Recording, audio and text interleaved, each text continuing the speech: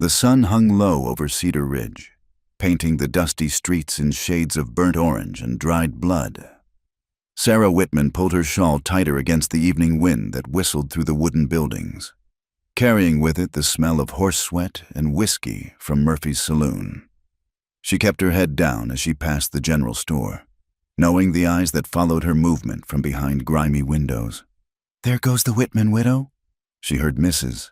Henderson whisper to her companion on the boardwalk. "Poor thing.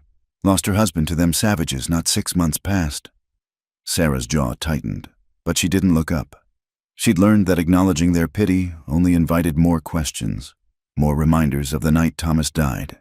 The townsfolk meant well, perhaps, but their sympathy came wrapped in judgment and fear, like a gift nobody wanted to receive. Her small homestead sat a mile outside town, where the civilized world ended and the wilderness began. The isolation suited her fine. Better to be alone with honest silence than surrounded by whispers and sideways glances. The cabin Thomas had built with his own hands stood sturdy against the elements, though the wood had begun to weather without his care. She set down her basket of meager supplies from town, flour, salt, a precious tin of coffee, and surveyed the barren landscape.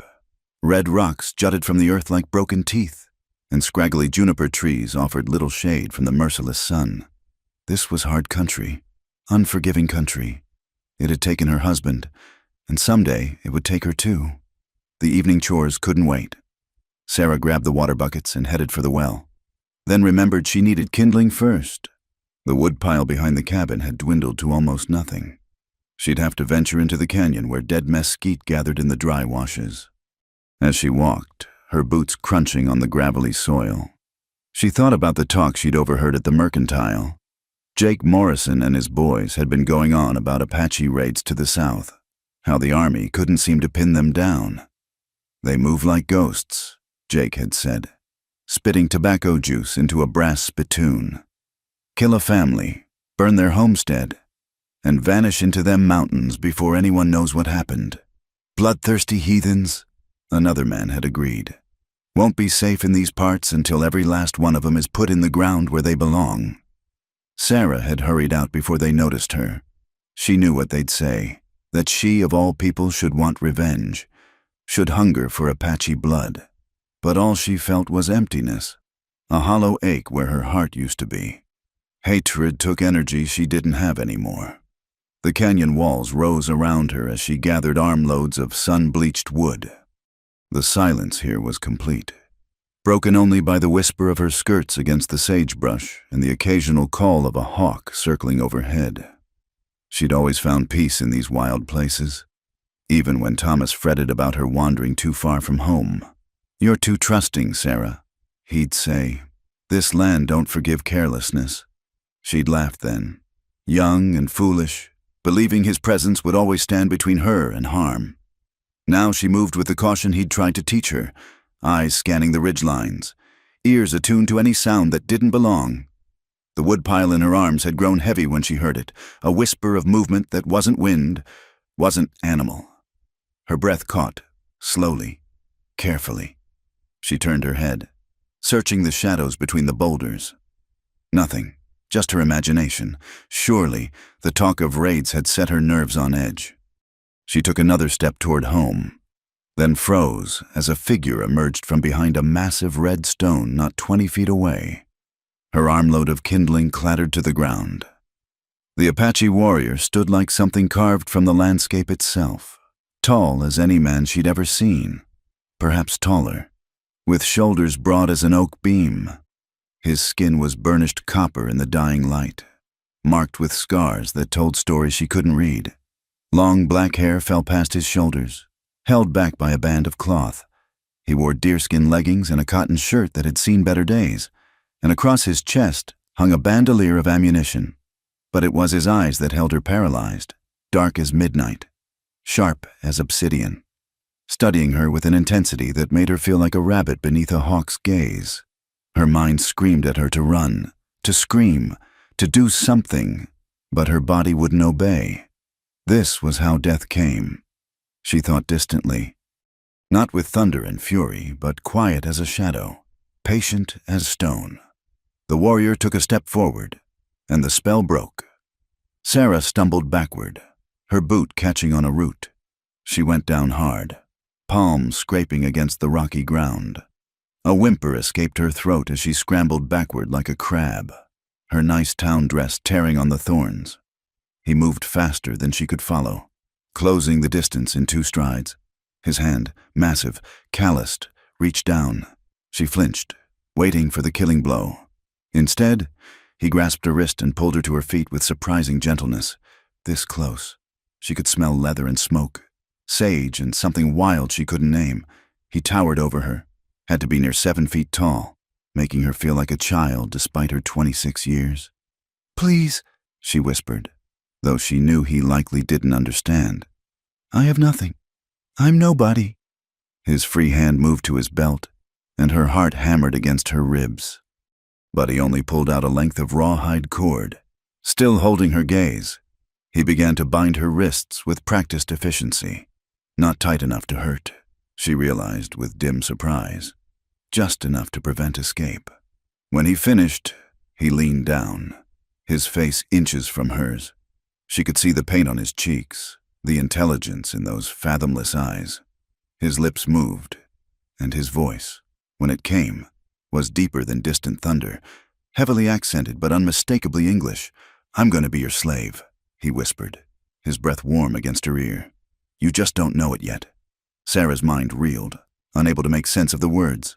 Before she could respond, he straightened and tugged on the cord, indicating she should walk. She had no choice but to follow as he led her deeper into the canyon, away from her home, away from everything she knew. The last sliver of sun disappeared behind the canyon walls, plunging them into purple twilight. Somewhere in the distance, a coyote howled, and its packmates answered. Sarah Whitman, widow of Cedar Ridge, walked into the growing darkness beside a giant Apache warrior who spoke in riddles, wondering if she'd live to see another dawn. Her captivity had begun, though she couldn't know that it would transform not just her life, but her very soul. In the days to come, she would learn that sometimes fate arrives not as an ending, but as an unlikely beginning, wrapped in fear and incomprehension, whispering promises that make no sense until they unfold like desert flowers after rain. They walked through the night, following paths only he could see. Sarah's feet ached in her town boots, unsuited for the rough terrain, but she dared not complain. The warrior moved with liquid grace despite his size, never stumbling, never hesitating, as if the darkness was an old friend. When the moon rose full and bright, casting silver light across the landscape, she could finally see where he was leading her. A small camp nestled in a protected hollow between towering rocks, nearly invisible unless you knew where to look. A few horses stood hobbled nearby, their eyes gleaming in the moonlight. A banked fire glowed faintly at the center of the camp. The warrior spoke a few words in Apache, and Sarah's heart sank as she realized they weren't alone.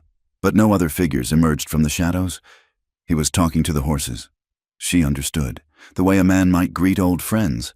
He guided her to a smooth boulder near the fire and gestured for her to sit. Sarah sank down gratefully, her legs trembling from exhaustion and fear. With efficient movements, he untied her wrists, studying the red marks the cord had left. His fingers, she noticed, were gentle as he rubbed the circulation back into her hands. "Why?" she asked, though she expected no answer. "Why take me?" He moved to the fire, stirring the coals to life and adding a few sticks of wood. The flames cast dancing shadows across his face, highlighting the sharp planes of his cheekbones, the strong line of his jaw. When he looked at her again, something flickered in those dark eyes. Amusement, perhaps, or curiosity. "You," he said slowly, searching for words in her language. "You not cry, not beg." He tilted his head, studying her like she was a puzzle. Different. Sarah wrapped her arms around herself, suddenly aware of how her torn dress exposed more skin than was proper. "My husband is dead," she said quietly. "I've already lost everything that mattered. What's left to beg for?" He was quiet for a long moment, then moved to a pack near the fire, He pulled out a blanket. Wool. Traded from Mexicans by the look of it, and draped it around her shoulders. The gesture was so unexpected, so oddly considerate, that the tears pricked her eyes for the first time since her capture. "Name?" he asked, settling cross-legged on the other side of the fire. Even sitting, he was imposing, all coiled strength and watchful stillness. "Sarah," she whispered. "Sarah Whitman." "Sarah," he repeated, his accent making it sound like music. He pointed to himself. "Naichi." She knew she shouldn't engage with him, shouldn't humanize her captor, but curiosity won out. "Is that Apache for something?" A ghost of a smile touched his lips. "It means fighter, warrior." He gazed into the fire. "My father chose well." Despite everything, Sarah found herself studying him. The firelight revealed more scars, one across his ribs, another along his forearm, stories written in flesh. He couldn't be much older than 30, she guessed. But his eyes held the weight of someone who'd seen too much too young. "You're English," she ventured. "Where did you learn?" His expression hardened slightly. "Mission school. When young, priests teach words. Try to teach their God."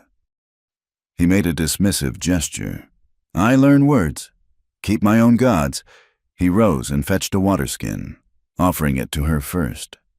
Sarah hesitated, then drank deeply, the cool water soothing her parched throat. When she handed it back, their fingers brushed, and she jerked away as if burned. Naichi didn't seem to notice. He moved about the camp with quiet efficiency, checking on the horses, adjusting their hobbles. One, a beautiful pinto, nuzzled his shoulder affectionately. He spoke to it in Apache, his voice softer than she'd heard it yet. "You're not what I expected," Sarah said before she could stop herself. He glanced at her over his shoulder. "What do you expect?" She thought of the stories in town, the tales of bloodthirsty savages. "I don't know, someone crueler." "Cruel." He seemed to taste the word. "White man come to our land, take our hunting grounds, kill buffalo until none left, put us on reservation like cattle, tell us how to live, what to wear, which God to pray." His voice remained level, but she heard the steel beneath. "Who is cruel?" Sarah had no answer for that. She'd never thought about it from their side, never wondered what it felt like to watch strangers overtake your homeland. The silence stretched between them, filled only by the pop of burning wood and the distant cry of a night bird. He returned to the fire with dried meat and some kind of flatbread. He offered her a portion, waiting until she took it before eating himself. The meat was tough and salty, but she was hungrier than she'd realized. They ate without speaking, two unlikely souls sharing a meal under the vast canvas of stars. "You take me to trade?" she asked finally. "Ransom?" Naichi shook his head slowly. "No trade, no ransom." "Then why?" He was quiet so long she thought he wouldn't answer. When he finally spoke, his voice was distant, as if seeing something beyond the firelight. "Dream told me. Woman with hair like sunset, eyes like sage. She would come." He met her gaze across the fire. "You come." A chill ran down Sarah's spine that had nothing to do with the night air. "I don't understand." "You will." He banked the fire and showed her where to sleep, a bed of pine boughs covered with another blanket, sheltered by an overhanging rock. He made his own bed across the camp, far enough away to be proper, close enough to stop her if she tried to run. Sarah lay awake long after his breathing evened into sleep. The stars above seemed impossibly bright, unmarred by lamp smoke or town lights. She thought about her empty cabin, about the townspeople who would discover her absence. They'd assume the worst. Of course, another victim of Apache raiders. They'd tell the story in hushed tones, adding her name to the list of frontier tragedies. But lying here, wrapped in a blanket that smelled of wood smoke and wild places, watching her captor sleep in the moonlight, Sarah couldn't summon the terror she knew she should feel. Naichi had taken her, yes, but he'd also shown her more kindness in a few hours than she'd received from her own people in months.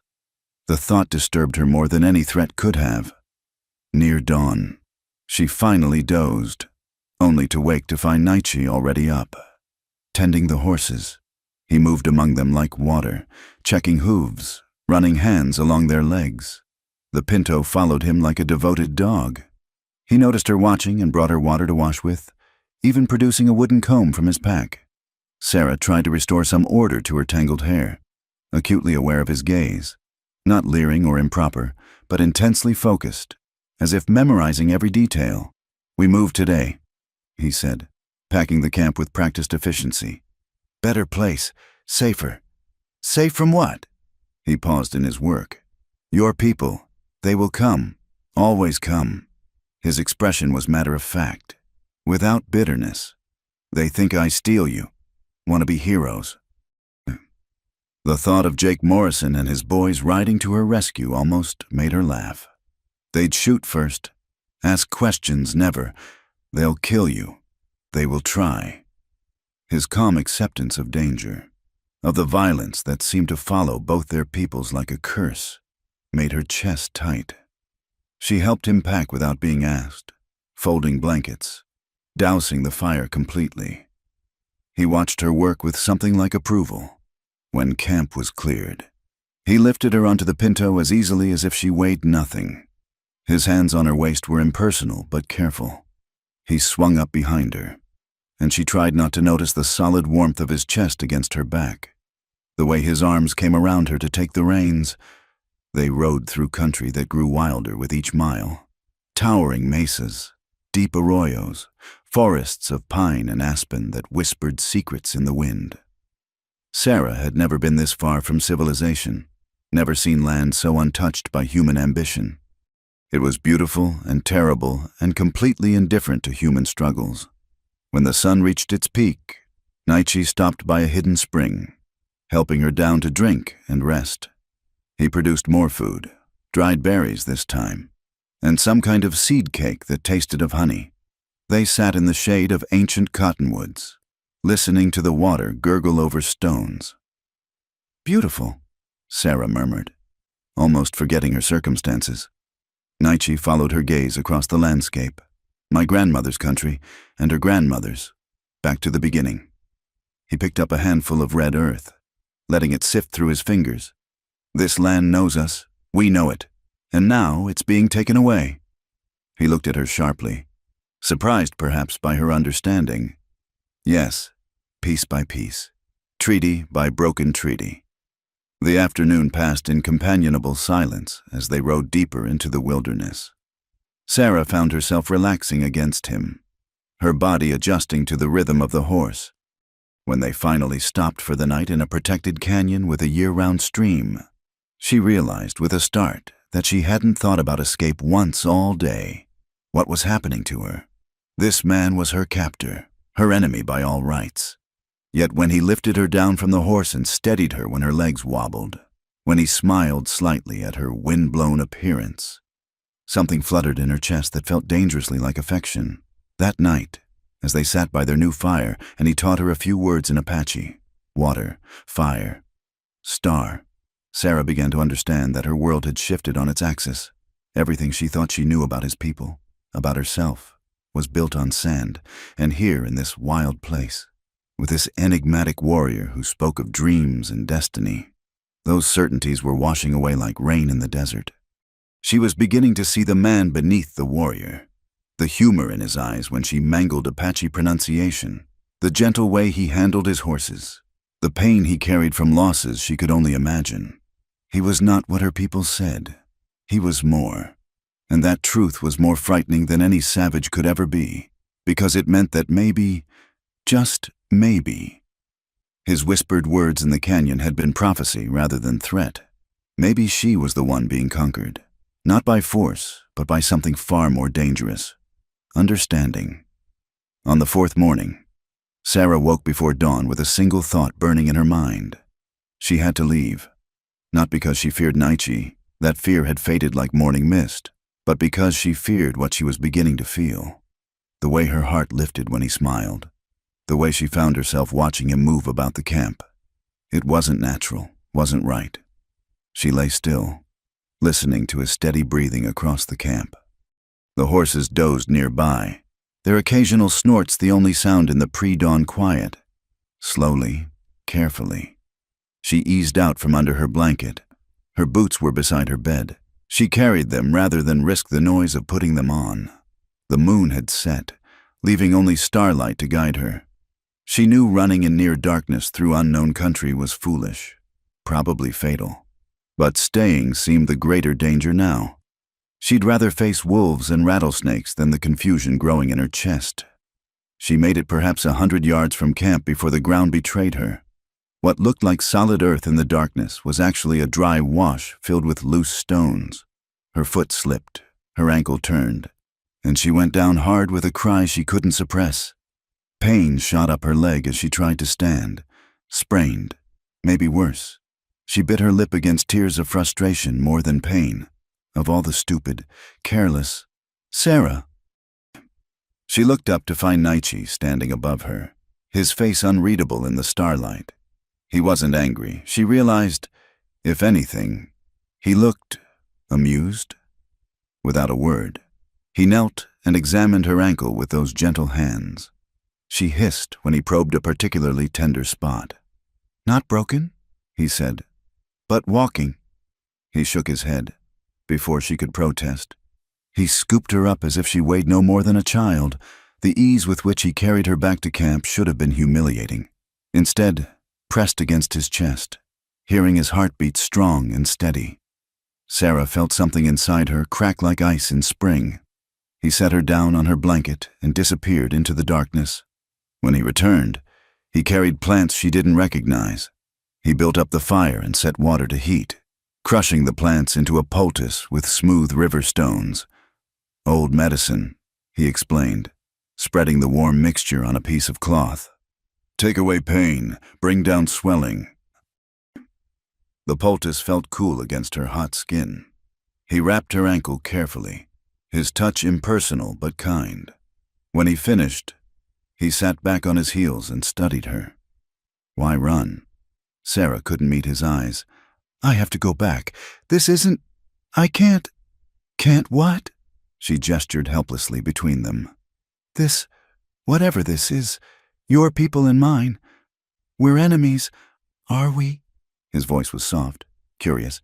"You try to harm me?" "No, but I try to harm you." "That's not the point." He was quiet for a moment, then moved to tend the fire. "My grandfather told story," he said, not looking at her. "Eagle and fish. Eagle sees fish in river, thinks it beautiful. Fish sees eagle in sky, thinks same. But eagle lives in air, fish in water, cannot be together." He added another stick to the flames. "Grandfather wrong." "What do you mean?" He turned to face her then, his eyes reflecting the firelight. "Eagle can dive, fish can leap. They meet in between, where water touches sky." The words hung in the air between them like a challenge.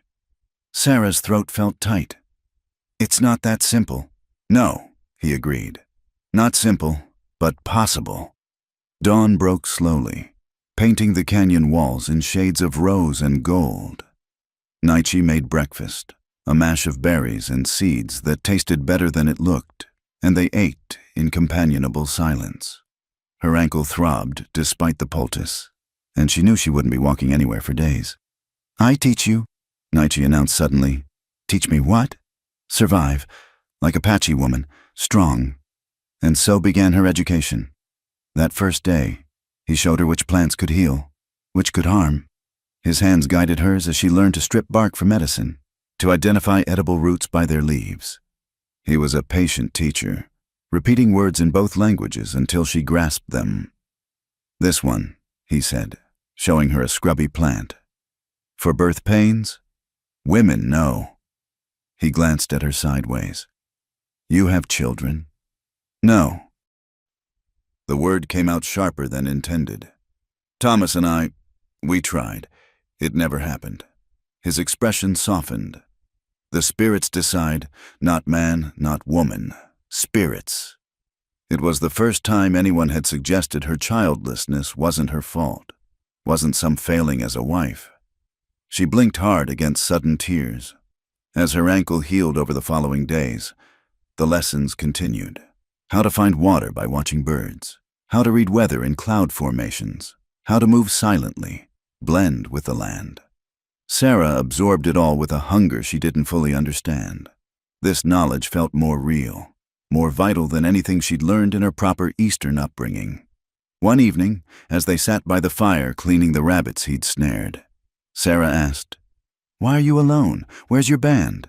His hand stilled on his knife. "Gone." "Gone where?" "Some to reservation, some to Mexico, some—" He made a gesture that encompassed the earth itself. Blue coats came in winter. "We were camped by river, peaceful. They say we raid settlements, but we only hunt. They not care for truth." The knife moved again, precise and careful. "I was scouting, saw smoke, rode back fast, but—" His voice remained steady, but she saw the muscle jump in his jaw. "My wife, my small son, my mother, all gone. Naichi, I'm so sorry." He looked at her then, really looked at her. "Your man? How?" Sarah found herself telling him about that night, the riders appearing from nowhere, Thomas pushing her into the root cellar, the sounds above, the silence after, things she'd never spoken aloud, not even to the sympathetic women in town. "He was a good man," she finished. "Gentle. He shouldn't have died like that. No one should." Naichi's voice held understanding, shared loss, Apache or white. They worked in silence after that, but it was a different silence, the kind that exists between people who've shown each other their scars. That night, Sarah dreamed of eagles and fish, of water meeting sky. She woke to find Naichi already up, but something was different. He stood at the canyon mouth, every line of his body tense. When she started to speak, he held up a hand for silence. Then she heard it too. Horses, several of them, picking their way up the canyon. Naichi moved swiftly, dousing the fire, gathering their few possessions. He lifted her onto his horse and swung up behind her in one fluid motion. "Your people," he said quietly. "Come for you." Fear stabbed through her, but not for herself. "They'll kill you." "Maybe." He guided the horse deeper into the canyon, toward a narrow cleft in the rock she hadn't noticed before. "Maybe not." They squeezed through the passage into a wider area beyond, then up a steep trail that had her clinging to the horse's mane, behind them. Voices echoed off the canyon walls. She recognized Jake Morrison's rough tones, full of bluster and threats. "The trail's fresh. Boys, that savage can't have gone far with her." Naichi's arm tightened around her waist, but he said nothing, focusing on the treacherous path. The horse scrambled over loose shale, sending pebbles cascading down. Sarah held her breath, certain the sound would give them away. They emerged onto a high mesa just as the sun reached its zenith. Naichi paused, looking back the way they'd come. Far below, she could see the riders milling about, their confusion evident even from this distance. "They won't find the passage," he said. "Not without Apache eyes." He was right, after what seemed like hours. The riders gave up and headed back down the canyon. Sarah released a breath she didn't know she'd been holding. "You're safe now," she said. He made that sound that might have been a laugh. Never safe, but alive today. They made camp that night in a grove of aspens, their leaves whispering secrets in the evening breeze. Sarah's ankle was much better. She could walk now, though he still insisted on checking it each evening. As he rewrapped it by the firelight, she studied his face, the concentration in his expression, the careful way he handled her injury.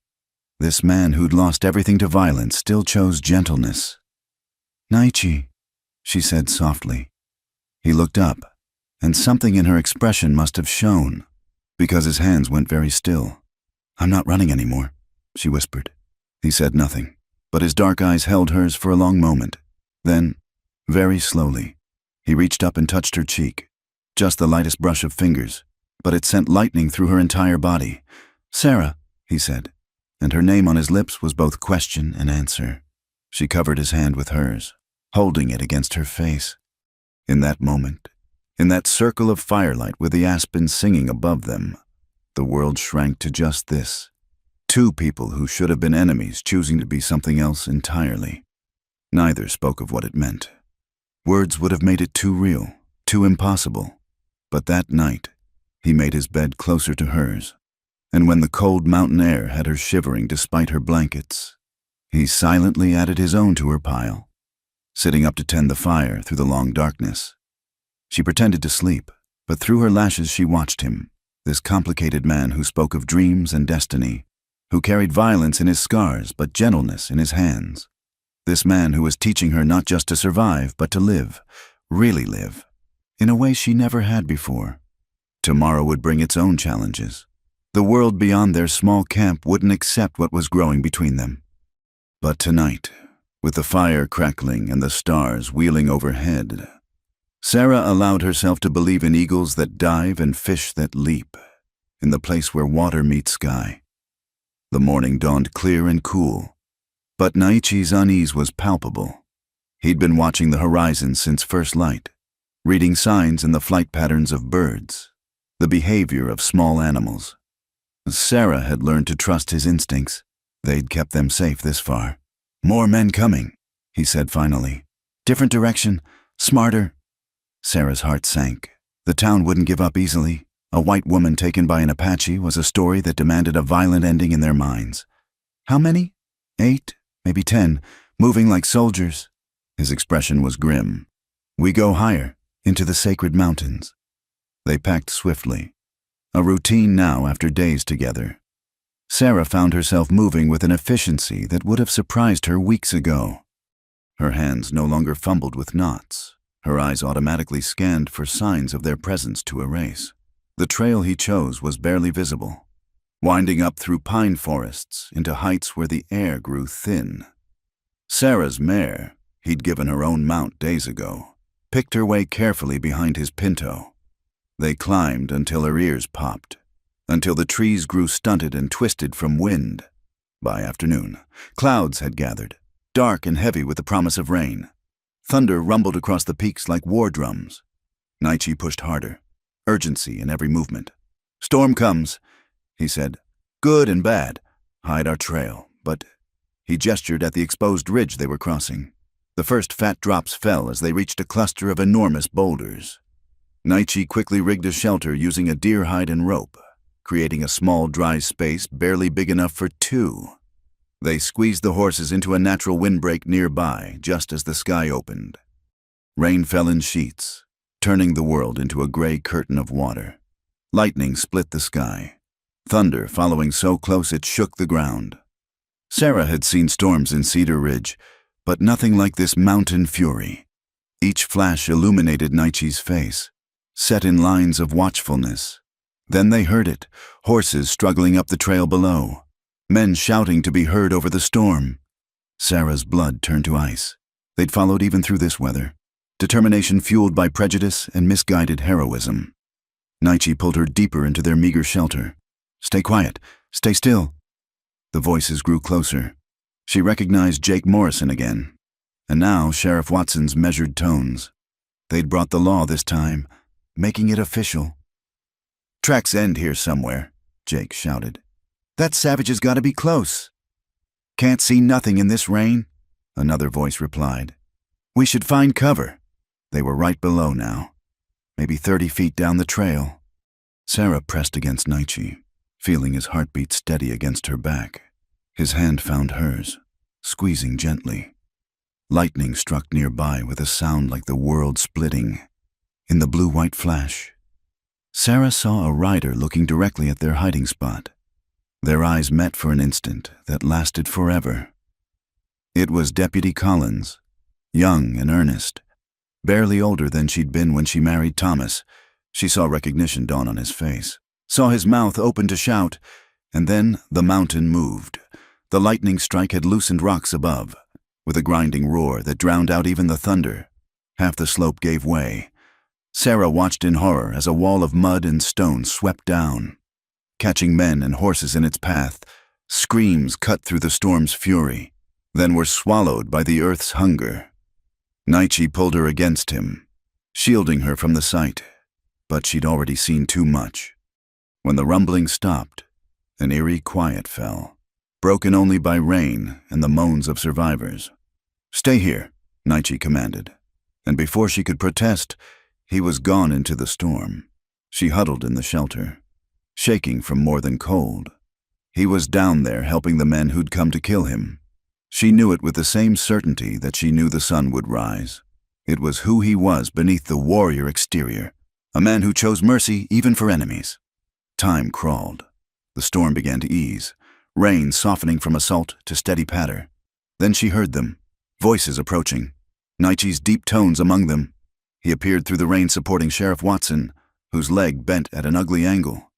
Behind them, Deputy Collins helped a dazed Jake Morrison, blood streaming from a gash on his head. "Sarah!" Watson gasped when he saw her. "Thank God you're—" He stopped, taking in the scene, her sitting calm and unbound. Naichi's protective stance. "Hello, Sheriff," she said quietly. They got the injured men under what shelter they could expand. Naichi set Watson's leg with the same gentle efficiency he'd shown with her ankle. Jake Morrison drifted in and out of consciousness, muttering about savages and revenge even in his delirium.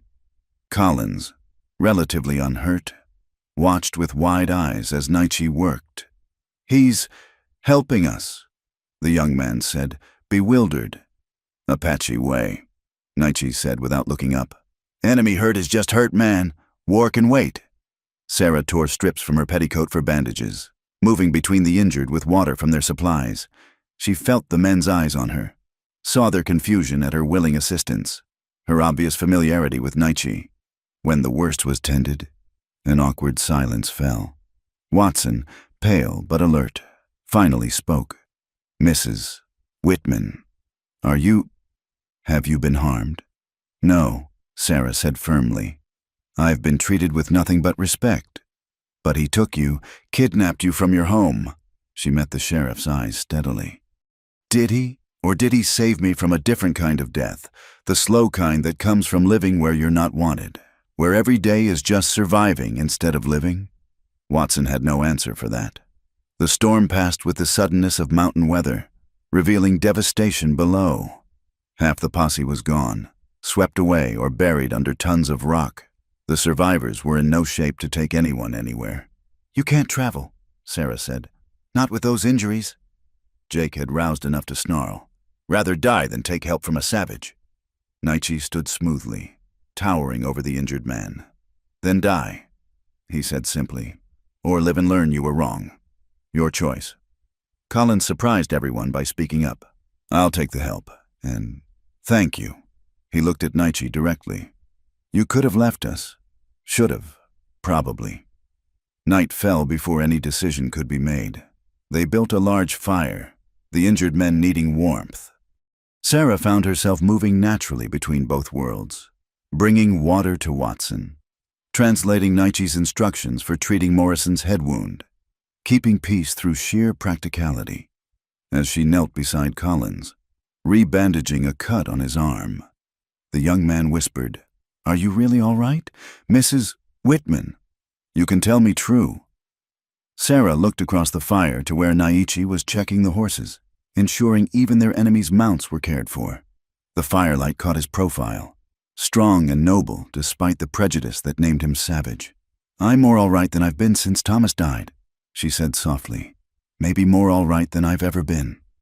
Collins followed her gaze, understanding dawning. "You and him?"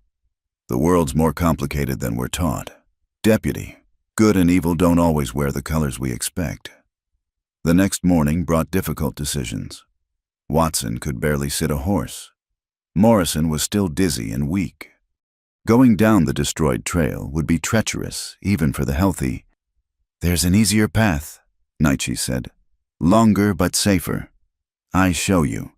Jake spat. "We're not following you anywhere, Redskin." Watson's voice cut through, sharp with authority despite his pain. "Shut up, Jake. Man saved our lives." He looked at Naichi. "We'd be grateful for the guidance." It took 2 days to get the injured men down to safer ground. 2 days of Naichi patiently leading, scouting ahead, finding the easiest routes. 2 days of Sarah riding between worlds, translating, mediating, watching walls of prejudice crack, if not crumble. On the second evening, as they camped by a clear stream. Watson called Sarah aside. "What happens now, when we get back?" Sarah had been dreading this moment. "I don't know. You can't mean to stay with him. Think of what people will say." What they already say?" Sarah's voice was bitter. "That poor widow Whitman. Tragic widow Whitman. Broken widow Whitman. I've heard it all." "Sheriff." Watson shifted uncomfortably. "This is different. This would make you a pariah. No decent folk would—" "Decent folk haven't exactly been breaking down my door with kindness," Sarah interrupted. "Naichi has shown me more humanity in 2 weeks than Cedar Ridge has in 6 months. He's Apache. Sarah, your husband died at Apache hands. Different bands, different people. Would you blame all white men for the actions of some?" She saw him flinch. "Thomas is dead. Nothing changes that. But I'm alive. And for the first time since he died, I want to stay that way." That night, as they kept watch in shifts, Collins approached Naichi. Sarah, supposedly sleeping, heard their low conversation. "Why'd you help us?" the deputy asked. "We came to kill you." Naichi was quiet for a long moment. "Long ago, white soldiers helped my grandmother when she was hurt. One man's kindness she never forget. Tell all children, grandchildren, there is good and bad in all peoples." He poked the fire with a stick. "I honor her memory. Maybe you remember. Tell others, Apache can be good. Maybe less killing. And Mrs. Whitman, she choose her path, I not force. Do you care for her?" Another long silence. "Apache believe in fate. Some things written in stars before we born. Fighting fate like fighting the mountain. Mountain always wins." The next afternoon, they reached the outskirts of Cedar Ridge. The town seemed smaller somehow, meaner, after the grandeur of the mountains. Sarah felt her chest tighten as familiar buildings came into view. Naichi pulled up, keeping distance between himself and the town. "You go now," he said to the men. "You safe." Watson, pale but determined, met his eyes. "What about you?" "I go back to mountains. My place." "And Mrs. Whitman?" All eyes turned to Sarah. This was the moment.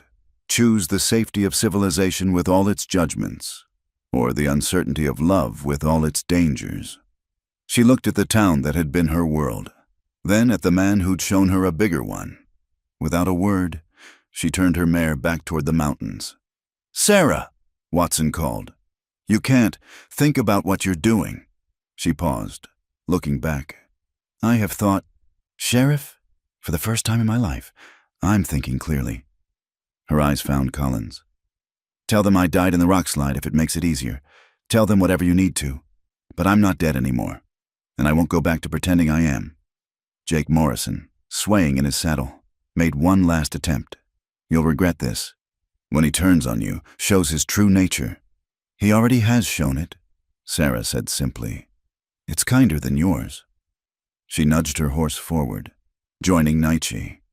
Together they rode toward the mountains, leaving the 3 men staring after them. Behind them, Cedar Ridge crouched in its valley like a judgmental god, but ahead the peaks rose free and wild, promising nothing but truth. "You sure?" Naichi asked when the town disappeared from view. "Yes." The word came out strong. "Certain. For the first time in my life, I'm sure." He reached across the space between their horses, and she took his hand. Their fingers intertwined, brown and white, rough and smooth. 2 peoples bridging an impossible divide with the simple act of choosing each other. The sun was setting as they climbed back into the high country, painting the world in shades of gold and possibility. Somewhere behind them, 3 men would tell a story. What version they'd choose, Sarah didn't know or care. She was writing her own story now, one where love was stronger than hate, where understanding could triumph over fear. The storm had washed the old world away. Now it was time to build a new one. The days that followed their return to the mountains were filled with a different kind of learning. Now that Sarah had chosen to stay, Naichi began sharing deeper parts of his world, not just survival, but the spiritual connection his people had with the land. They sat by a sacred spring one evening, the water bubbling up clear and cold from deep within the earth. Naichi had been quiet all day, and Sarah had learned to read his silences. This one carried weight. "My people came here to pray," he said finally, his voice low. "Many generations. My grandfather's grandfather knew this place." He cupped water in his hands, letting it run through his fingers. "Now, only I come." Sarah waited, knowing there was more. "My band, scattered like seeds in strong wind. Some went to San Carlos Reservation, some to Mexico, some joined other bands." His jaw tightened. "Soldiers came in winter. Said we raided ranch, killed cattle. We were hunting deer, far from any ranch.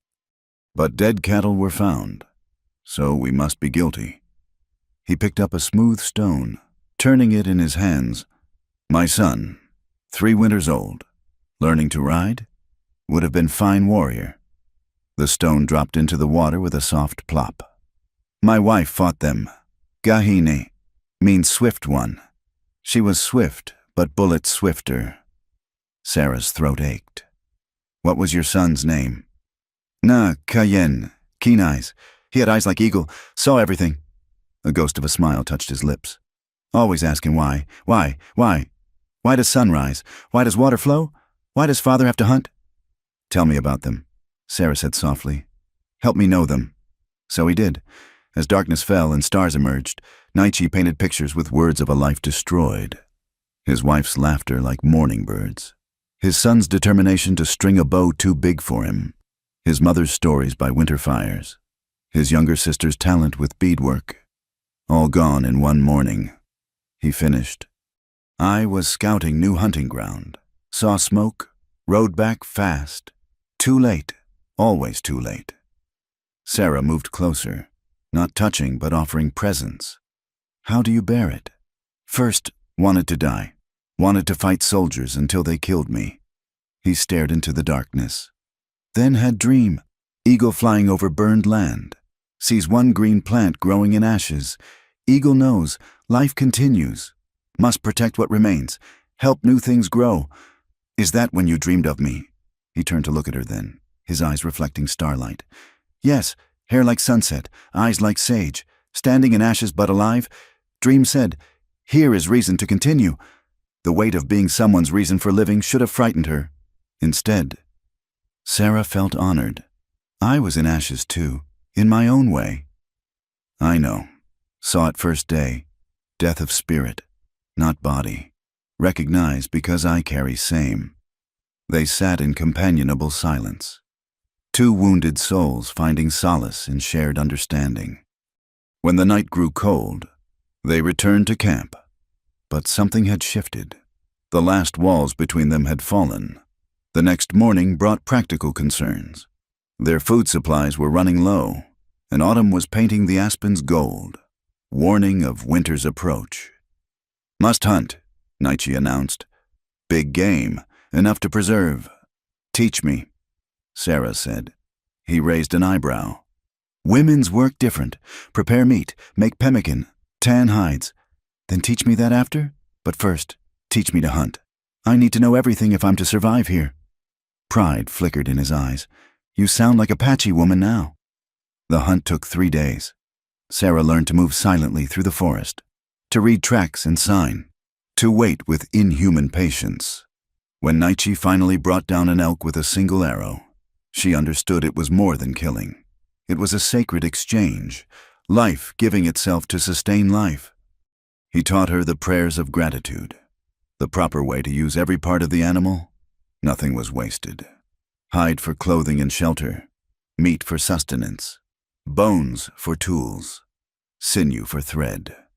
Sarah's hands, once soft from town living, grew capable and strong.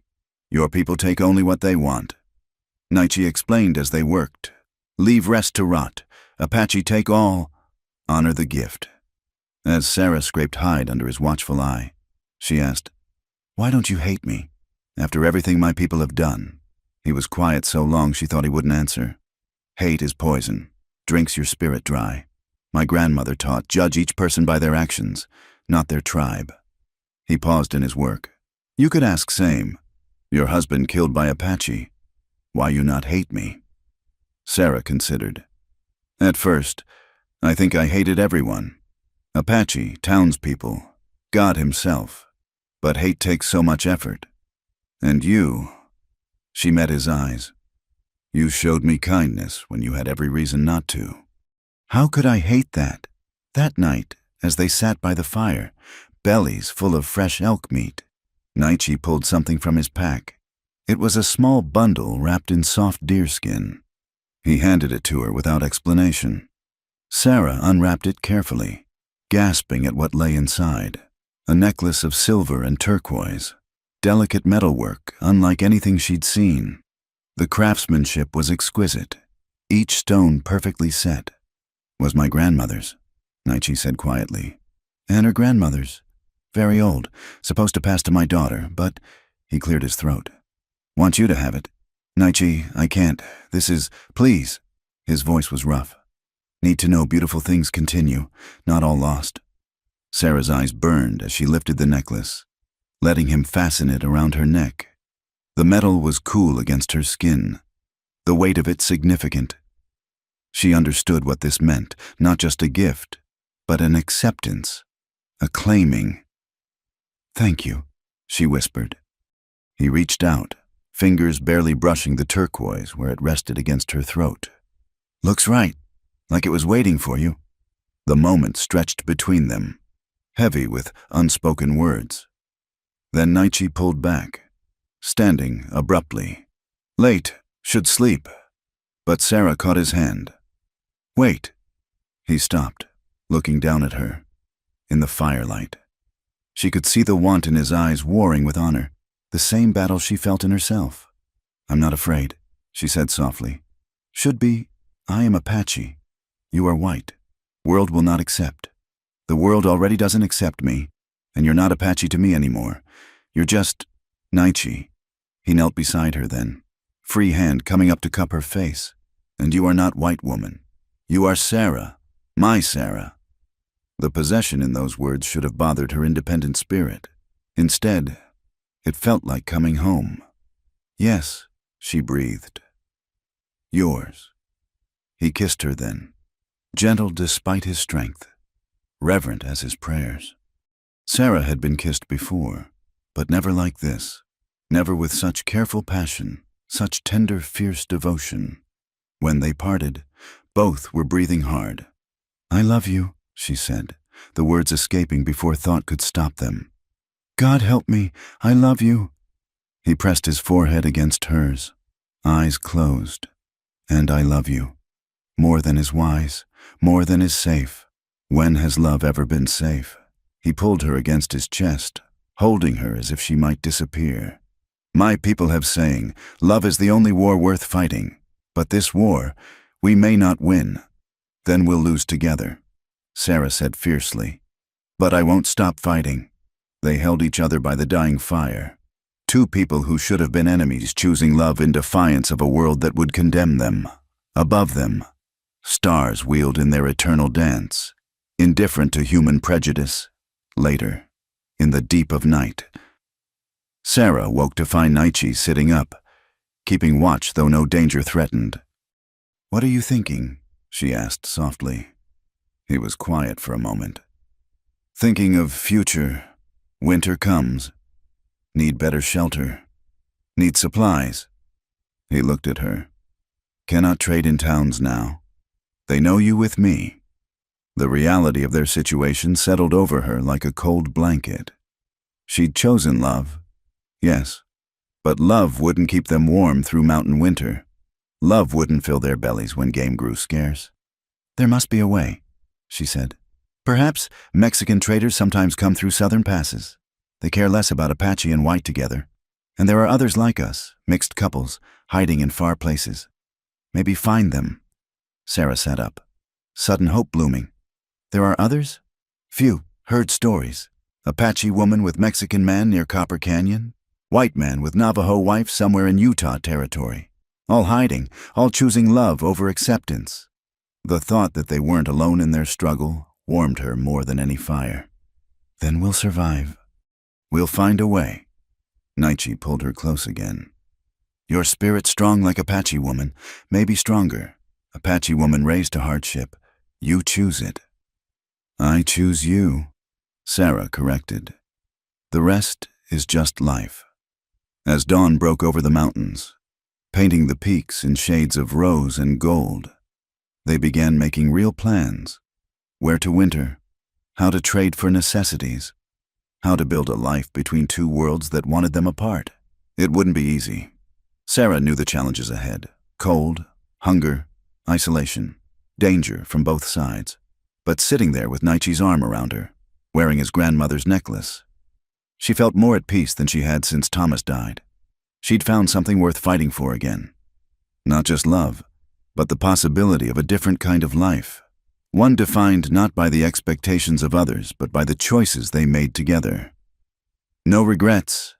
Naichi asked as the sun climbed higher. Sarah thought of her empty cabin in Cedar Ridge, the whispers and pity, the slow death of existing without living. Then she looked at this man who'd lost everything but still chose gentleness, who'd taught her strength she didn't know she possessed. No regrets, she said firmly. Only gratitude. He smiled then, a real smile that transformed his usually serious face. Then we begin. And so they did. Two people writing a new story in defiance of old hatreds. Their love a small flame in the vastness of the wilderness. Fragile but fierce. Threatened but enduring. Winter came early to the mountains that year, catching them still preparing. The first snow fell in late September, a warning whisper that became a shout as October brought blizzards that turned their world white and deadly. They'd found shelter in a cave system Naichi knew, deeper in the mountains where few men, red or white, ventured. He'd spent weeks improving it, building walls of stone and mud to block the wind, creating a smoke hole that would draw properly, gathering enough firewood to last months. But it wasn't enough. Sarah could see it in his eyes as he counted their supplies again, in the way he portioned their food ever smaller. The hunting had been poor before the snows came. Game had moved to lower elevations early, as if sensing the harsh winter ahead. I can eat less, Sarah said one night as he gave her the larger portion of their thin rabbit stew. No? His tone brooked no argument. You already too thin. Need strength. She was thin, her dress hanging loose where it once fit properly. But so was he, his powerful frame beginning to show the effects of too little food and too much worry. We're in this together, she insisted, pushing half her portion back to him. Equal shares in everything. Hunger, too. They compromised, as they'd learned to do in all things, sharing the meager meal in silence. Outside, wind howled like a living thing, driving snow through any crack it could find. That night, huddled together for warmth under every blanket and fur they possessed. Sarah felt Naichi shivering. The man who seemed impervious to any hardship was cold, though he'd never admit it. We need help, she whispered into the darkness. His arm tightened around her. No help coming. We knew this. The Mexican traders you mentioned cannot reach them now. Pass is blocked until spring. Spring. The word seemed impossibly distant. Sarah pressed closer to him, trying to share what little warmth she had. His body against hers was the only thing that felt real in the frozen darkness. I won't lose you, she said fiercely. Not to cold, not to hunger, not to anything. He turned to face her, his hand finding her cheek in the darkness. Sarah, no, don't say whatever noble thing you're thinking. We survive together or not at all. He was quiet for a long moment, then kissed her forehead. Stubborn woman. You knew that when you took me. Took you? She could hear the smile in his voice despite everything. You chose, remember? Best choice I ever made, she whispered, meaning it even as her stomach cramped with hunger. The next days blurred together, tending the fire, melting snow for water, making their dwindling food stores stretch impossibly far. Naichi ventured out when the storms allowed, checking trap lines that more often than not came up empty. The deer and elk had fled to valleys they couldn't reach. Even the rabbits seemed to have vanished. Sarah learned to make pine needle tea that at least filled their bellies with warmth, if not substance. She scraped lichen from cave walls, remembering Naichi's lessons about which types could be eaten in desperation. everything that could possibly give nourishment. They tried. One morning, Naichi didn't rise at his usual time. Sarah found him burning with fever, his powerful body racked with chills. Terror clenched her heart with icy fingers. "Just need rest," he muttered. Trying to sit up, she pushed him back down. "You need medicine. Tell me what to find." Through chattering teeth, he described the plants, but they were summer medicine, impossible to find beneath feet of snow. Sarah wrapped him in every covering they had, built up the fire until sweat beaded her own forehead, but still he shivered.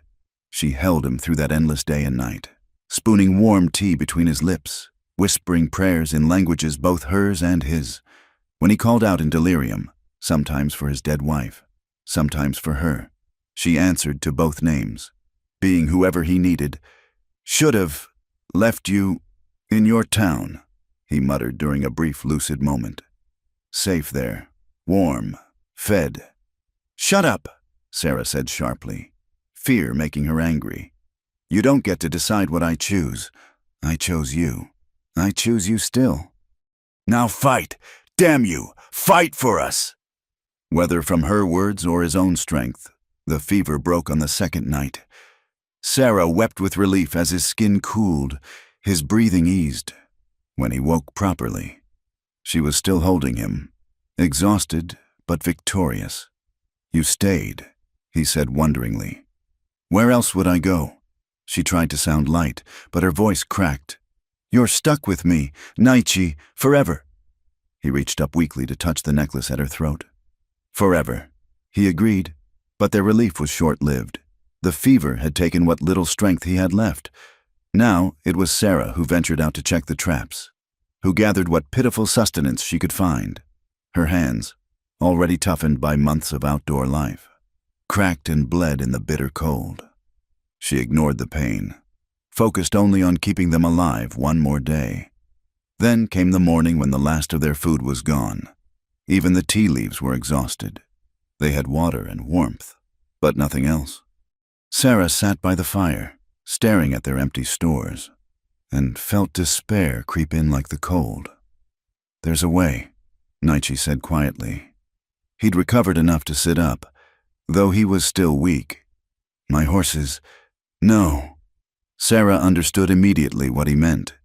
"We need them come spring. Need to live until spring first." The thought of killing the beautiful animals that had carried them so faithfully made her sick, but the alternative was starving to death, and that would make their sacrifice meaningless.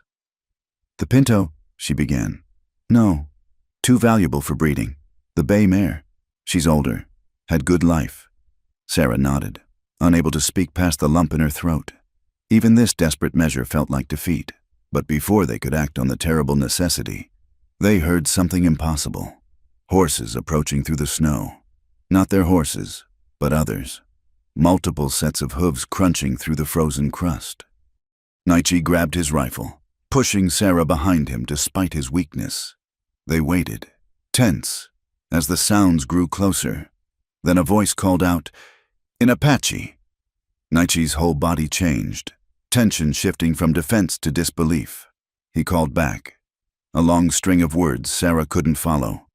3 riders appeared at the cave mouth, 2 Apache men and, astonishingly, a Mexican woman. They dismounted, and there was a moment of wary assessment before one of the men stepped forward. "Naichi? Is it you, cousin?" The reunion was in Apache, too fast for Sarah to follow, but she understood the emotion. These were survivors from Naichi's band, his cousin Victorio and another warrior named Santos. The woman was Victorio's wife, Elena, taken in raid years ago, but now fully part of the tribe.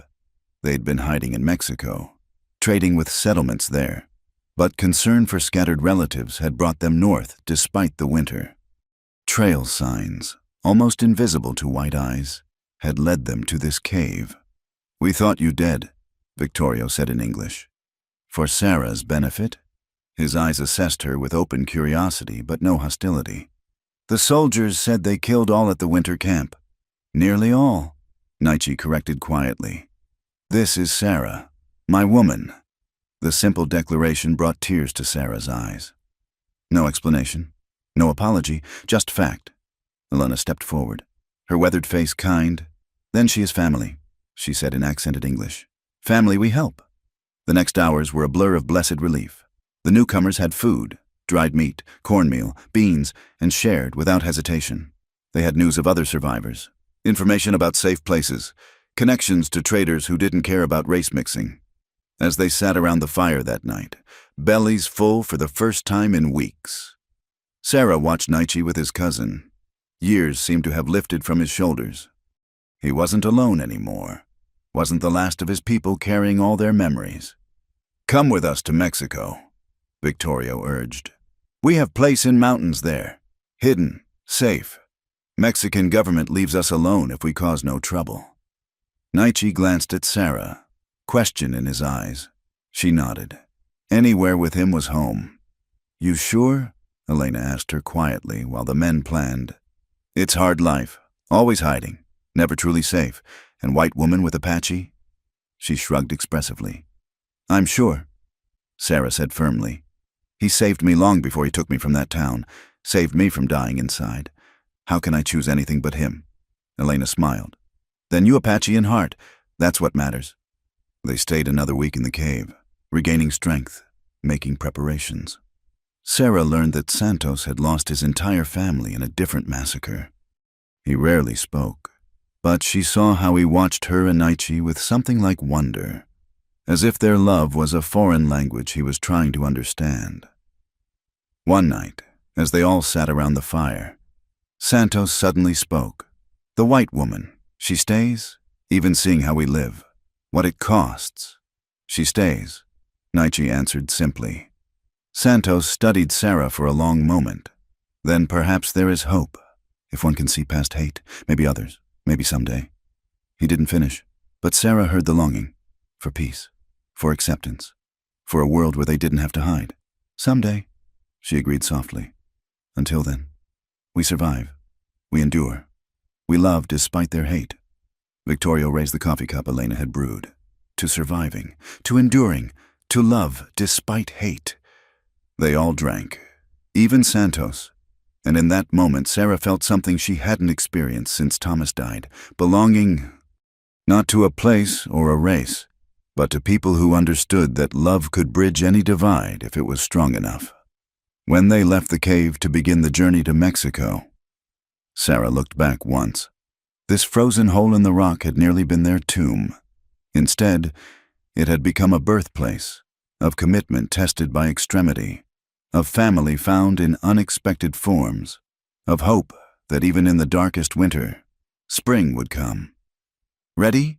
Naichi asked, helping her mount the horse Victorio had brought for them. Ready, she said, touching the turquoise at her throat.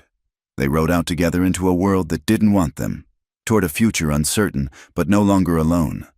The winter still raged, but Sarah no longer felt its bite. She had love to keep her warm, family to share the journey, and the knowledge that she'd chosen right behind them. Their cave shelter disappeared into the white landscape, taking with it the last of Sarah Whitman, widow of Cedar Ridge. Ahead lay only Sarah, beloved of Naichi, sister to Elena, cousin to Victorio, friend to silent Santos, Apache in all ways that mattered, carrying hope like a flame through the frozen world. The journey to Mexico took 3 weeks through harsh winter terrain. They traveled at night when possible, avoiding settlements and army patrols. Sarah learned to sleep in the saddle, to find warmth in the circle of Naichi's arms during brief rest stops, to read the land's warnings through Apache eyes. Their sanctuary lay in the Sierra Madre Mountains, a valley accessible only through a narrow canyon that 2 men could defend against an army. As they rode through the entrance, Sarah understood why Victorio had chosen this place. It was a natural fortress, but also heartbreakingly beautiful. Pine forests gave way to meadows where grass would grow tall in summer. A stream ran year-round, fed by mountain springs. Smoke rose from several wickiups scattered among the trees. Home, Elena said simply. Such as it is. Other survivors emerged to greet them, perhaps 30 souls in all, remnants of various bands driven together by necessity. Children peered shyly from behind their mothers' skirts. Old ones sat wrapped in blankets, eyes holding too much history. Warriors stood watchful, scarred inside and out. Sarah felt their eyes assess her, the white woman among them. She kept her head high, her hand in Nietzsche's, letting them see she belonged to him and he to her. Let them judge. She'd been judged by her own kind and found wanting. At least here the judgment was honest. An old woman approached, bent with age but fierce-eyed. She spoke sharply in Apache to Nietzsche, gesturing at Sarah. His response was calm but firm. The exchange continued for several minutes before the woman suddenly cackled, reaching up to pat Sarah's cheek with a gnarled hand. "She says you're too skinny," Nietzsche translated, amusement in his voice. "Need feeding up if you're going to give me strong children." Sarah blushed furiously while Elena laughed. "That's Grandmother Nana. She rules here, no matter what the men think. If she accepts you, all accept you." They were given a place at the edge of camp to build their shelter. Sarah threw herself into the work, helping Nietzsche construct their wickiup with bent saplings and bark. It was nothing like her cabin in Cedar Ridge. But as they worked together, his strength and her determination combining, it became more precious than any wooden house. The days fell into rhythm. Women's work was hard but communal, gathering pine nuts and acorns, preparing hides, making clothing. Sarah's white woman's dress was soon replaced with practical Apache garb, a long tunic and high moccasins that protected her legs from thorns. The other women taught her, some with patience, others with barely concealed skepticism. "You work hard," a young woman named Lozin commented one day as they scraped hides. "Not like white women we've seen, they too soft." "I'm learning to be strong," Sarah replied in her improving Apache. Lozin studied her. "Strength not just in body. You leave your people for him. That takes different strength." The men hunted and scouted, ever watchful for threats. Nietzsche often came back exhausted, and Sarah could see the weight he carried. Responsibility for her, for their survival, for keeping peace between old traditions and new necessities. One night, as they lay together in their wickiup, he voiced his fears. "Sometimes wonder if I did right, bringing you to this life. You could have had comfort, safety." Sarah silenced him with a kiss. "I could have had a slow death in a place that didn't want me. You gave me life, Nietzsche, real life. Hard, yes, but honest. The others will accept me in time or not. I don't need their approval, only yours." He pulled her close, breathing in the scent of her hair. "You have that, always, until the mountains fall and beyond." But their peace was fragile. News came with traders. The army was increasing patrols, offering bounties for Apache scalps. Mexican authorities, previously tolerant, were under pressure from America to crack down on renegade camps. "We may need to move again," Victorio announced during a council meeting. "Deeper into mountains, harder life, but safer." Sarah watched Nietzsche during these discussions, saw how he struggled between his people's needs and her well-being. She made the choice easier. "Wherever we need to go, I'll go," she told the council in her careful Apache. "I am one of you now. Your danger is my danger." Old Nana cackled approvingly. "White woman has Apache heart. Good. We need all warriors, even ones in skirts." But before they could move, illness struck the camp. It started with the children, fever and chills that wouldn't break. Sarah recognized it with cold dread. Influenza. It swept through winter camps like wildfire, and Apache had less resistance than whites.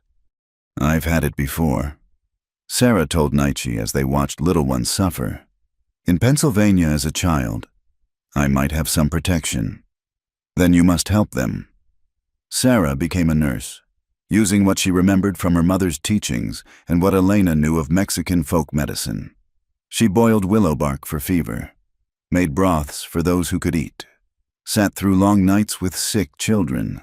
Santos's nephew, a boy of 6 winters, was among the worst hit. Sarah tended him constantly, cooling his fever, coaxing medicine between cracked lips. Santos watched from the doorway, his usual silence deeper than ever.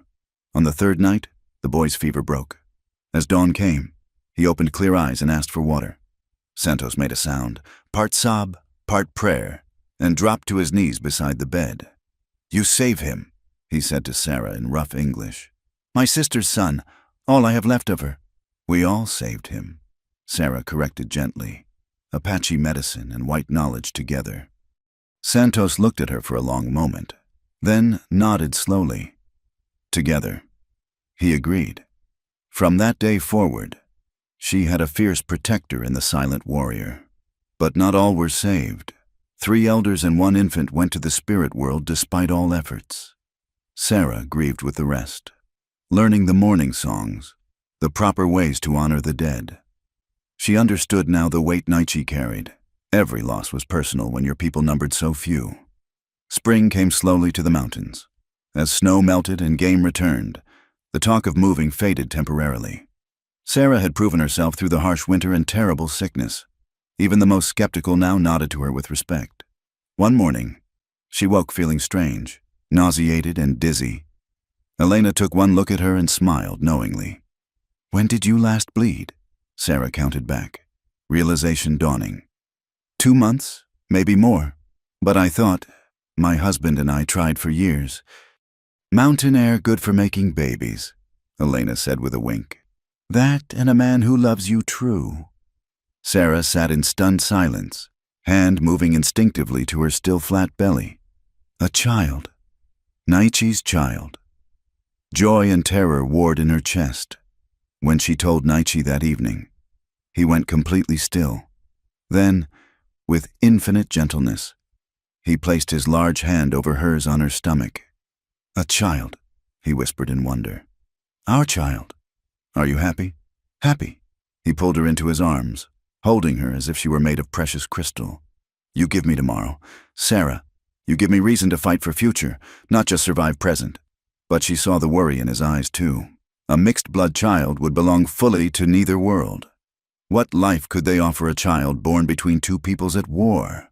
"We'll protect them," Sarah said fiercely. "Teach them both ways. Make them strong enough to build bridges we cannot." "Them?" Naichi smiled despite his concerns. "Or her, or him." Sarah laughed, giddy with possibility. "I don't care as long as they have your strength and hopefully my stubbornness. God help us if reversed," Naichi muttered, but his eyes were soft with love. The camp received the news with mixed reactions. Nana proclaimed it good luck, new life to replace what was lost. Some worried about another mouth to feed, a baby's cry that might alert enemies. But most seemed to understand what this child represented, hope that Apache ways might continue, even changed, into the future. As spring deepened toward summer, Sarah's body began to change. Her waist thickened. Her breasts grew tender. Morning sickness had her retching behind the wickiup many dawns. But she bore it gladly. This was proof of life, of love made flesh. Naichi became even more protective, if possible. He made sure she had the best food, the warmest blankets. He carved a cradle board with infinite care, decorating it with symbols of protection and strength. "Apache fathers don't usually make cradle boards," Lozin told Sarah with a smile. "That's women's work, but he insists. He's not usual Apache father." Sarah replied, "Just as I'm not usual Apache mother." "No," Lozin agreed. "You're something new. Maybe that's what we need." One evening, as Sarah sat by the fire, feeling the first flutter of movement in her womb, she thought about the journey that had brought her here. From grieving widow to captive to chosen woman to expectant mother, the path had been impossible, improbable, dangerous at every turn. But as Naichi sat beside her, his hand gentle on her growing belly, as the camp went about its evening routines around them, as stars emerged in the clear mountain sky, Sarah knew she was exactly where she belonged. "No regrets?" Naichi asked, echoing his question from months before. Sarah covered his hand with hers, feeling their child move beneath their joined palms. "Only one," she said. He tensed. "What? That I can't share this with Thomas. He would have been happy for me. I think he always wanted me to live fully, even if, when, something happened to him." Naichi relaxed. understanding. He was good man to love you so. I honor his memory by caring for you as he would wish. It was the perfect thing to say. The bridge between her past and present that Sarah hadn't known she needed. She leaned against him, at peace despite all uncertainty ahead. I love you, she whispered. Both of you. Her hand pressed against her belly. And we love you, Naichi replied. Forever. No matter what comes. The fire crackled, sending sparks into the darkness. Around them, the camp settled into night, guards taking position, children being tucked into blankets, soft voices sharing the day's end. It was a hard life, an uncertain life, but it was real and honest and full of the kind of love that transcended all boundaries. Sarah closed her eyes and listened to Naichi's heartbeat. Strong and steady as the mountains themselves, their child turned again in her womb, as if agreeing, yes, this was home, this was family, this was where they all belonged. Tomorrow would bring its challenges. The army still hunted, the world still condemned. Their child would face hardships they could only imagine. But tonight, in this moment, they had each other and the fierce determination to protect what they'd built from the ashes of their separate griefs. Love had made them rebels. Now it would make them warriors for a future where such love might not have to hide in mountain valleys, but could walk free under the wide sky. It was a dream worth fighting for, worth any sacrifice. Sarah smiled, feeling her child dance within her, and knew that some dreams, no matter how impossible, were worth making real. Summer had deepened in the hidden valley, and Sarah's belly had grown round with promise. 7 months now, and the child within her was active, strong, a fighter like its father, she thought with mingled pride and worry. The camp had adjusted to the rhythm of her pregnancy, the women teaching her Apache birthing songs, preparing medicines she would need when her time came. But peace never lasted long for those living outside the law's protection. The warning came from their scouts at dawn. Soldiers, 2 days' ride away, following trails that led uncomfortably close to their hidden valley. Worse, they had Apache scouts with them. Reservation Indians forced to track their free brothers for army pay and rations. We should move, Victorio argued at the hastily called council. Deeper into Mexico, they won't follow across the border. Sarah cannot travel hard now, Naichi countered, his voice steady but firm. The child dies if soldiers find us. Another warrior interrupted. We all die. Sarah struggled to her feet, one hand supporting her heavy belly. I can ride, she said in Apache. Don't make choices for me. We go together or fight together. Old Nana studied her with those ancient eyes. Baby could come early from hard travel. You risk 2 lives. I risk 2 lives staying if it brings danger to all. Sarah met each gaze around the fire. I won't be the weakness that destroys this family. Naichi's jaw tightened, but he knew her well enough not to argue when her mind was set. Then we prepare. Those who can travel leave tomorrow. Warriors stay to false trail, lead soldiers wrong direction. It was a desperate plan, splitting their already small band. But necessity left no better choices. That night, as Sarah packed their few possessions, she felt the weight of what they risked. Her hands shook as she folded the tiny clothes the women had helped her make for the baby. Afraid? Naichi asked softly, watching her. Terrified, she admitted, but not of dying, of our child never getting to live, of them growing up hunted, hated for being neither one thing nor other. He knelt beside her, taking her hands in his. Our child will be bridge, he said firmly. Both Apache strength and white wisdom, both peoples in one body. Maybe they do what we cannot, find peace between, or they'll be rejected by both sides. Then they make own side, like us. He pressed their joined hands to her belly, feeling the child move. This one already fighter, feel. Despite everything, Sarah smiled. The baby was indeed active, as if preparing for the journey ahead. Definitely your child, and yours, stubborn already. They left before dawn, a ragged line of women, children, and elders heading deeper into the mountains. Sarah rode carefully, Elena beside her, while the warriors spread out to create false trails and confusion. Every hoofbeat jarred through her body. Every rough patch of trail made her grit her teeth. But she kept silent. This was no time for weakness. By the second day, the pain started, not labor. Elena assured her after checking, but warning cramps, her body protesting the harsh treatment. They were forced to slow, then stop entirely when Sarah could no longer hide her distress. "I'm sorry," she gasped, doubled over with a particularly sharp pain. "I'm so sorry." "Hush," Elena commanded. "You think Apache women never have babies on the run. We know what to do." They made hasty camp in a box canyon, defensible but with escape routes if needed.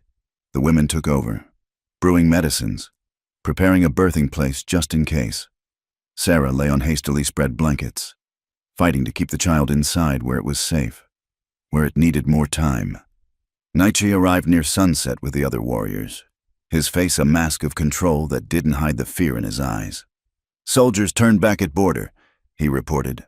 "Scared of Mexican troops. We're safe for now." "Safe?" Sarah laughed bitterly.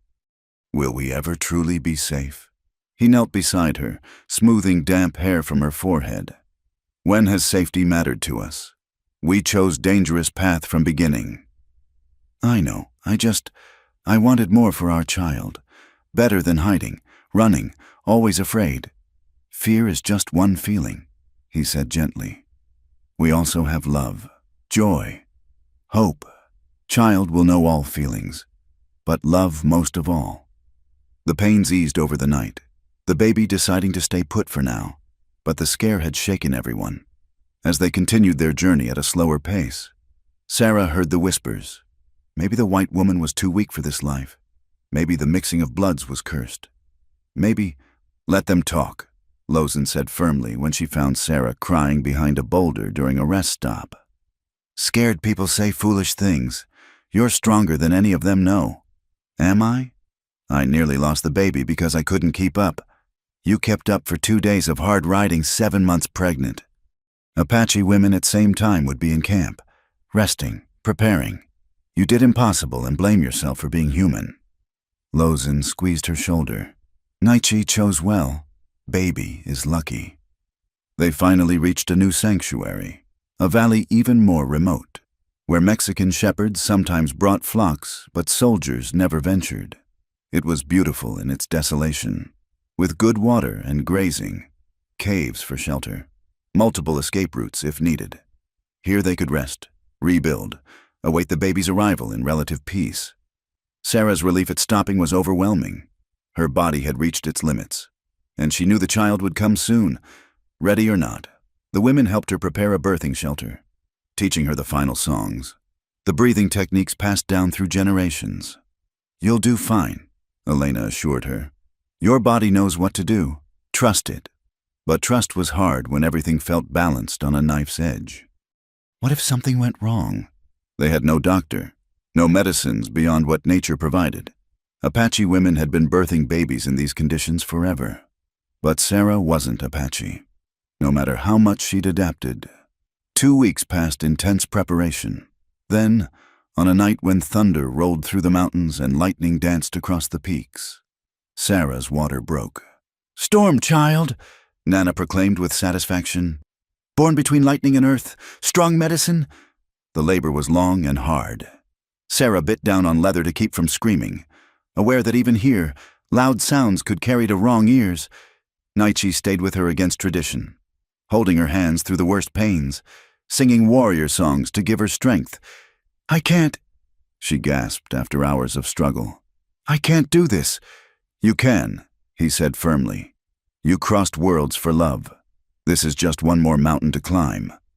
Elena and Nana worked with practiced efficiency, checking the baby's position, encouraging Sarah to move, to squat, to let gravity help. The storm raged outside, matching the storm in her body.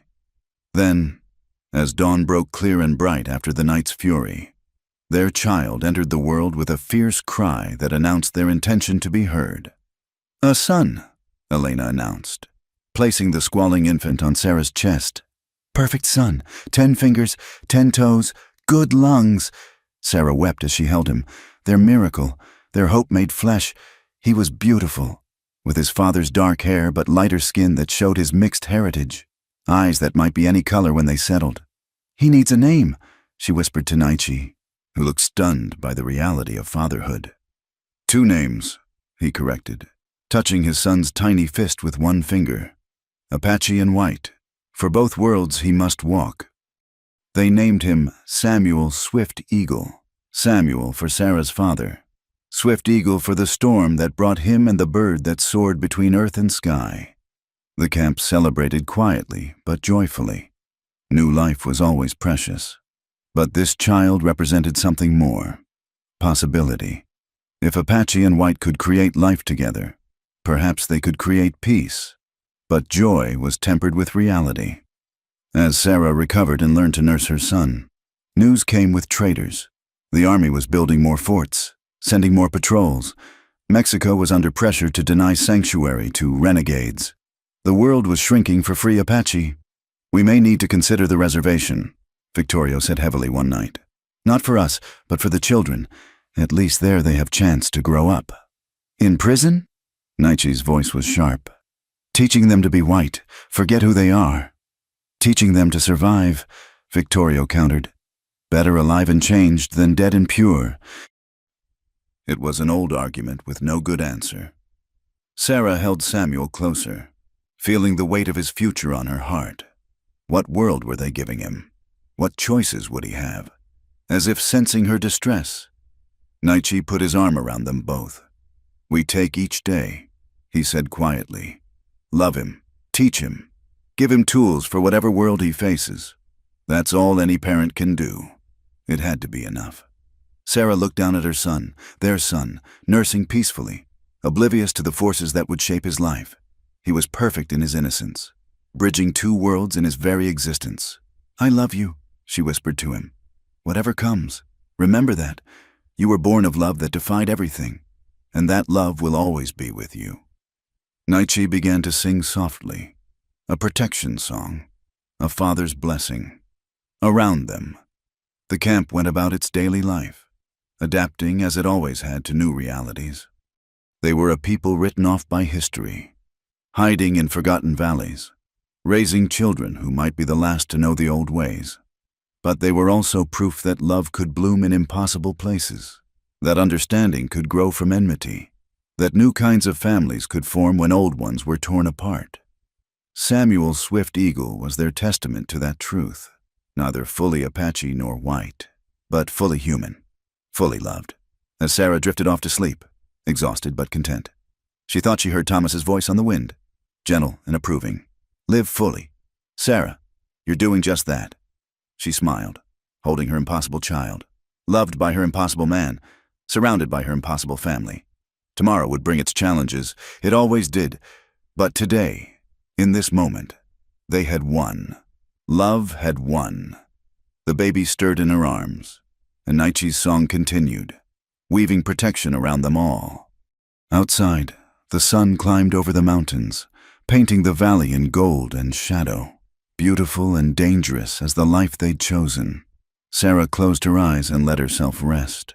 She'd climbed her mountain. Now came the harder task, teaching her son to fly between the peaks, to find his own sky where water met clouds, where eagles and fish could dance together in defiance of those who said it couldn't be done. It was a good fight, a worthy fight. And with Samuel's small fingers wrapped around hers and Naichi's voice holding back the darkness, Sarah knew they'd already won the only battle that truly mattered. They'd chosen love over fear. Everything else was just details. Thank you for joining me on this emotional journey through Sarah and Naichi's story. Their tale reminds us that love knows no boundaries and that the human heart can bridge any divide. I'd love to hear where you're listening to this story from. Please share your location in the comments below so we can connect across the miles, just as Sarah and Naichi connected across cultures. If you were moved by their story, please subscribe to the From Wild West channel for more tales of courage, love, and survival in America's untamed frontier. Share your thoughts about Sarah and Naichi's journey. What touched your heart? What would you have done in their place? Your comments and stories make our community richer. Until next time, Keep riding toward your own horizons, partners.